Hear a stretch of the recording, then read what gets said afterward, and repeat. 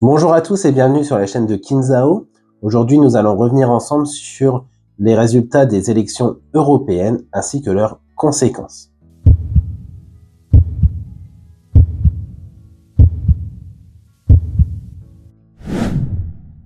Ce dimanche 9 juin, en France, 52,5% de la population inscrite sur les listes électorales se sont déplacés aux urnes pour aller voter pour leurs députés européens.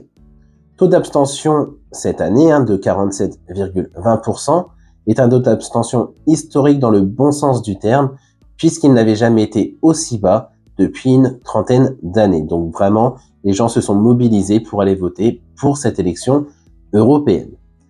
Les résultats de ces élections européennes ont vu le Rassemblement national emmené par Jordan Bardella arriver en tête à hauteur de 31,36%, plus du double au niveau du deuxième candidat, qui est une candidate, Valérie Hayé, chef de file de Renaissance, qui représentait le gouvernement. Cette défaite va entraîner de grandes conséquences par la suite au niveau de la France, et c'est ce que nous allons voir dès maintenant.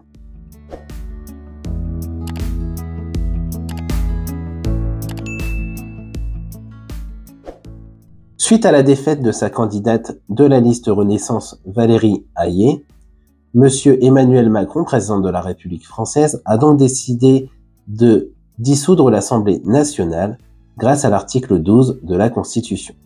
Il faut savoir que cet article 12 et la dissolution de l'Assemblée nationale n'avaient plus été faites en France depuis 1997. À ce moment-là, Jacques Chirac, président de la République, avait décidé de redonner la parole aux Français et de revoter aux législatives.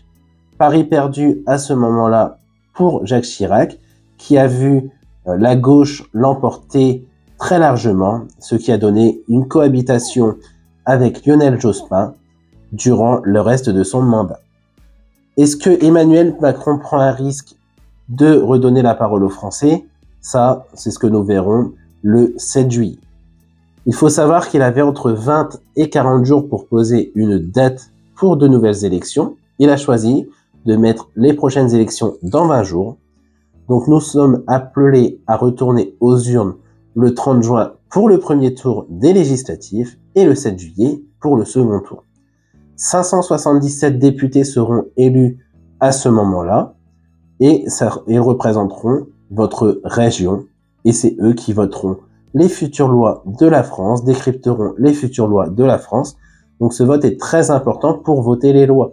C'est-à-dire que plus un groupe aura de députés, plus les lois pourront passer et moins il y en aura, et plus les lois seront soit discutées, soit abandonnées, soit votées de force. Donc vraiment, votre voix va compter à ce niveau-là, puisque à partir de vendredi, dernier délai pour déposer leur liste, nous saurons exactement qui se présentera aux futures élections législatives. De grandes questions vont se poser.